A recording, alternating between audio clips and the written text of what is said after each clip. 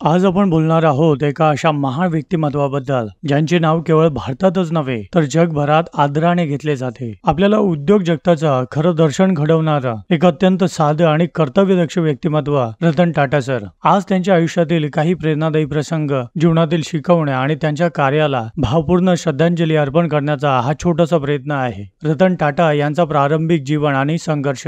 रतन नवल टाटा यांचा जन्म 28 डिसेंबर 1937 रोजी मुंबईत झाला। ते टाटा कुटुंबातील असल्यामुळे त्यांना बालपणापासूनच अनेक सुविधा मिळाल्या होत्या, पण त्याच्या जीवनात एक मोठी घटना घडली ज्यामुळे त्यांच्या मनावर खोल परिणाम झाला। ते म्हणजे त्यांच्या आई वडिलांचा घटस्फोट। लहान वयातच आई वडील विभक्त झाल्यामुळे त्यांचे संगोपन त्यांचे आजोबा JRD टाटा यांच्या देखरेखीखाली झाले। तुम्ही विचार करू शकता की एवढ्या प्रतिष्ठित कुटुंबात जन्म झाल्यावर जीवन सोपे असते, पण रतन टाटा यांना लहान वयातच भावनिक आणि मानसिक संघर्ष करावा लागला। कठीण परिस्थितीतून माणूस घडतो। संकटे कितीही मोठी असली तरी धैर्य आणि संयम हेच खरे मार्गदर्शक असतात। आयुष्याला चांगला आकार द्यायचा असेल तर आलेल्या प्रत्येक संकटांचा धैर्याने सामना करावा लागतो। टाटा समूहात प्रवेश। 1961 साली रतन टाटा यांनी टाटा समूहात काम करण्यास सुरुवात केली। टाटा समूह हा त्यावेळी भारतातील एक मोठा औद्योगिक घराणा होता, पण रतन टाटा यांनी आपली सुरुवात कंपनीतील सर्वात खालच्या पातळीपासून केली। त्यांनी टाटा स्टील मध्ये मजुरांच्या बरोबर काम केले, अनुभव घेतला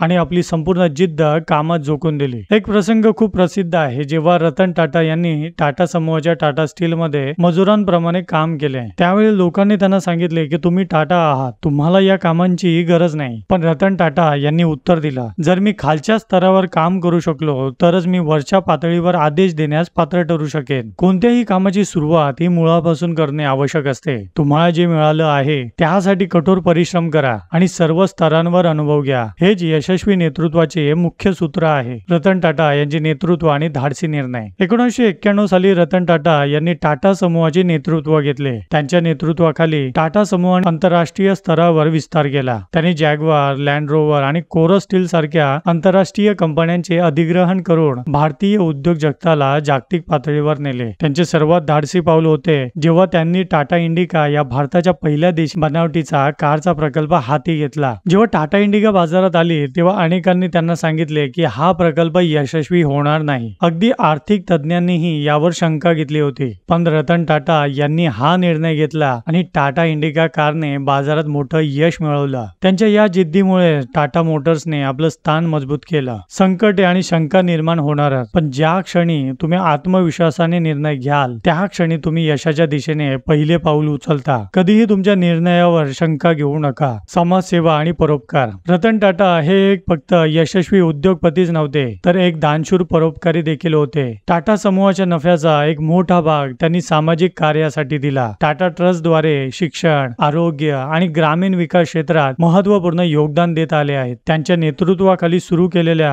अनेक प्रकल्पांनी लाखो गरजूंना मदत केलेली आहे। शिक्षण, हॉस्पिटल्स आणि संशोधनासाठी त्यांनी मोठ्या प्रमाणात निधी उपलब्ध करून दिला आहे। व्यवसायातील यश फक्त आर्थिक फायद्यात मोजले जात नाही तर समाजाला दिलेल्या योगदानाने त्याचे मोल ठरते। समाजासाठी काहीतरी परत देणे हे खरे यश आहे। व्यक्तिमत्वाचे आदर्श। रतन टाटा यांच्या जीवनात एक साधेपणा आहे ज्यामुळे ते इतरांपेक्षा वेगळे ठरतात। त्यांनी कधीच आपलं ऐश्वर्य किंवा संपत्तीचा गर्व केला नाही। एकदा त्यांना विचारले गेले की त्यांनी लग्न का केले नाही, ते म्हणाले, मी कधीच योग्य वेळ किंवा योग्य व्यक्ती शोधू शकलो नाही। त्यांनी आपले संपूर्ण जीवन कामात आणि समाजसेवेत व्यतीत केले। आपले व्यक्तिमत्व आणि विचार याद्वारे आपण घडू शकतो। प्रामाणिकपणा, साधेपणा आणि कार्यात प्रामाणिकपणा हे जीवनाचे मुख्य तत्व आहेत। भावपूर्ण श्रद्धांजली। रतन टाटा यांनी भारतीय उद्योगाला आणि समाजाला दिलेले योगदान अविस्मरणीय आहे। त्यांनी केवळ व्यवसायातच नव्हे तर समाजासाठीही जीवन समर्पित केलं। त्यांचे कार्य हे नेहमीच आपल्याला प्रेरणा देत राहील। आज आपण त्यांच्या कार्याला भावपूर्ण श्रद्धांजली अर्पण करतो। त्यांनी शिकवलेली मूल्य आणि जीवनातील आदर्श आपणही घ्यावा, हीच त्यांच्यासाठी खरी श्रद्धांजली आहे। त्यांच्या मृदुभाषी आणि कर्तबगार वर्तणुकीतून आपण खूप काही शिकू शकतो। सर रतन टाटा यांचं जीवन हे सांगतं की माणूस त्याच्या संपत्तीने नाही तर त्याच्या विचारांनी आणि त्याच्या कृतीने मोठा ठरतो। आज आपण या महान व्यक्तिमत्वाला आदरपूर्वक आठवतो।